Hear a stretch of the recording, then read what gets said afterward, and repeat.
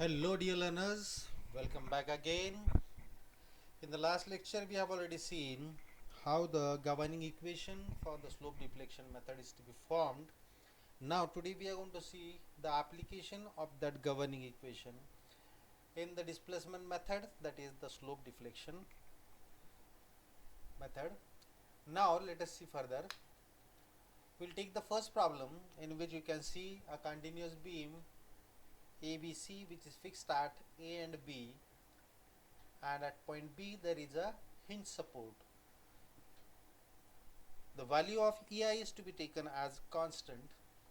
We know that the very first job is to find out the fixed moments, and how it is to be found out by considering the individual span AB and BC as fixed.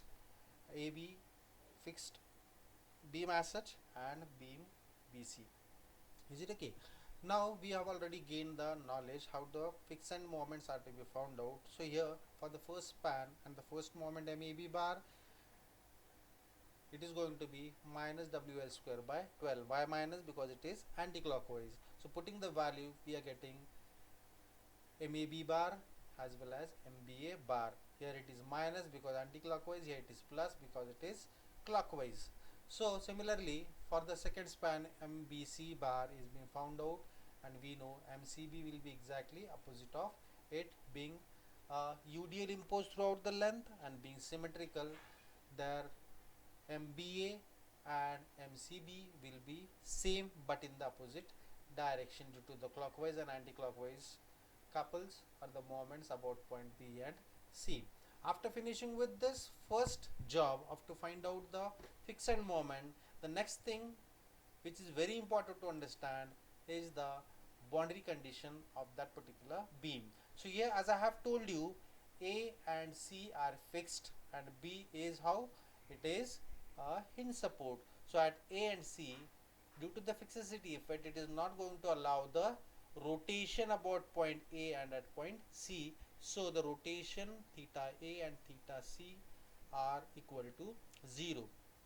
In this total beam, as there is no any sinking effect given in the problem, so here let it be span AB or BC, whatever value of delta will be occurring here, it is equal to be taken as 0. Is it okay? So delta for span AB and delta for span BC should be equal to 0, and all these boundary conditions are to be obviously used in the governing equation of slope deflection method. After finishing with the fixed moment and the boundary condition understanding, due to the displacements occurring into that, moving ahead, we have to understand the equilibrium of this whole beam. We know at B point, which is common for AB as well as BC, here the equilibrium condition has to occur. So here whatever MBA and MBC are the final end moments about point B, that should be equal to 0.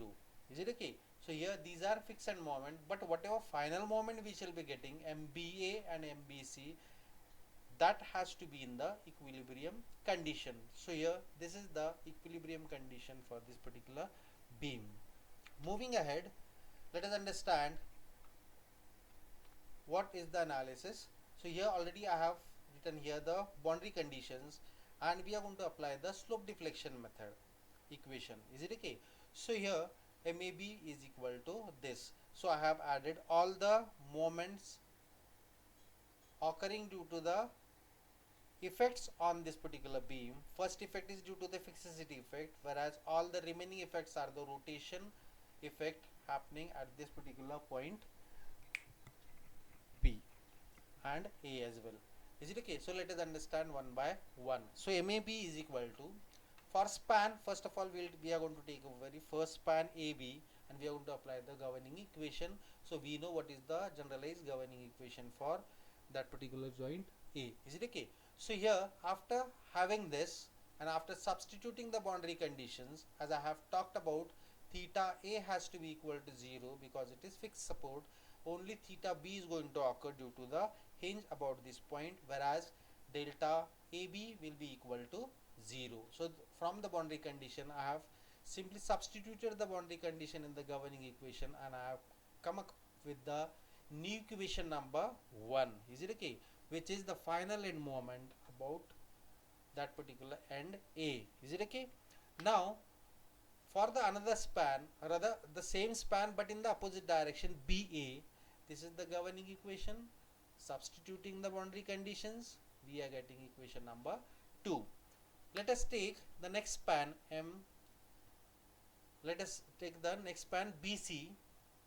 First final end moment will be MBC and second final end moment will be obviously CB. So here I have written the governing equation of slope deflection for this span about point B, and I have substituted the boundary condition. So here you can see there is only occurrence of theta B because hinge and it is intermediate support, whereas theta C is equal to 0 because it is a fixed support, as well as delta value is equal to 0 for this another span. Is it okay? So substituting that, we are coming across the third equation. Next CB, C2B, C2B. Is it okay? So again governing equation, putting the boundary condition, we are coming across equation number 4. So right now we have formed 4 equations by considering the application of slope deflection equation. Is it okay? So all these 4 equations are to be further taken for the analysis. Let us see how those are to be taken. Now here third thing we have understood in this problem was the equilibrium condition about joint B. Is it okay? So at joint B we know what is going to happen. We know at joint B it has to set the equilibrium. So final end moment about point B, that is MBA should be MBA plus MBC should be equal to 0. Is it okay? So here you can see here MBA plus MBC should be equal to 0. No need to say if it is clockwise, take it as positive. If it is anti-clockwise, take it as negative. Is it okay? So already we have found out the value of MBA and MBC in the earlier equation number 1 to 4. So here there is a occurrence of equation number 2 and equation number 3, which is in terms of MBA and MBC. Let us see what are those two equations and how those are to be substituted in this new equilibrium condition. So MBA and MBC, equation number 2 and 3 are substituted in this equation, and after solving that you are getting the another thing, that is EI theta B is equal to the right hand side value, that is 1.57. Is it okay? So what we are doing is we are working out the final moment. We are working on the equilibrium condition about that particular joint. So here we have this equation number A, which is having only one unknown theta B. Is it okay?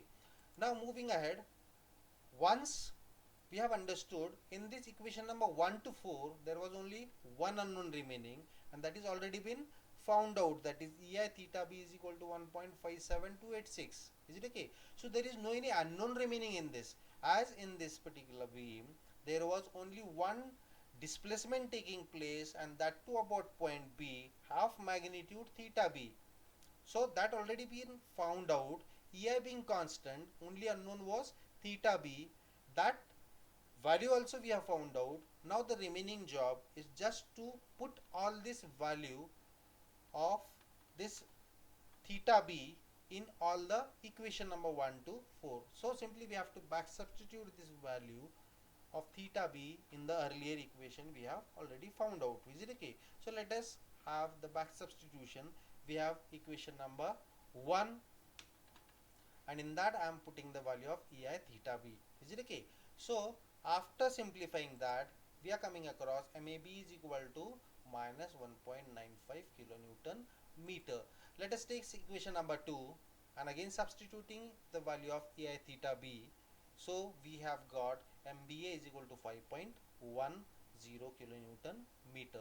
Similarly, MBC equation number 3, back substituting EI theta B. So we have got MBC is equal to minus 5.10 kilonewton meter.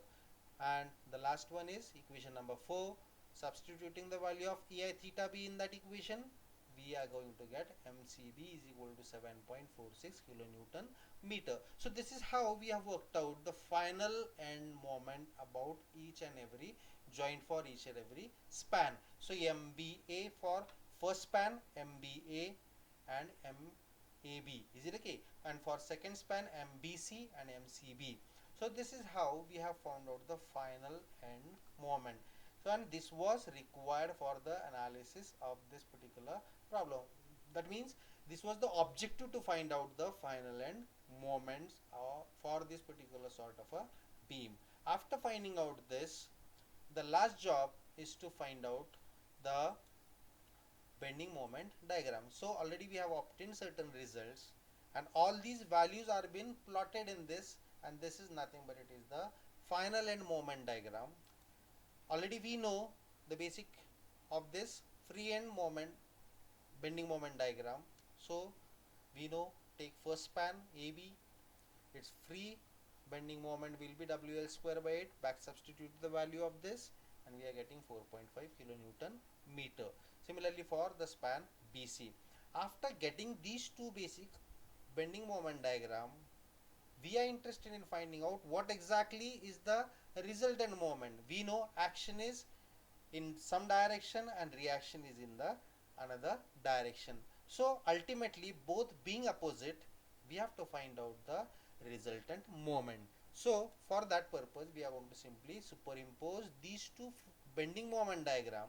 One bending moment is final end moment diagram and another is the free bending moment diagram. So after superimposing these two bending moment diagram, we are able to find out the resultant of this particular bending moment. Is it okay? So here 4.5 minus bending moment about this particular point will give you the resultant, and this bending moment or ordinate of this particular point bending moment we can have simple geometry knowledge. Is it okay? So simply by considering the similarity triangle we can find out the ordinate at the center. So once we find out the ordinate at the center, we can have the difference between the two bending moment diagram bending moment values and we can find out the resultant. Same is the case with this. Find out the ordinate about this particular center and this minus this will give you the resultant about that particular point. So this is how the analysis of any sort of a beam is to be done by the slope deflection method. It is in a very chronological sequence. If you follow all these various sequence, that is step 1 to step number 8, definitely you will be getting the final result of this particular problem. So this is what we have seen today.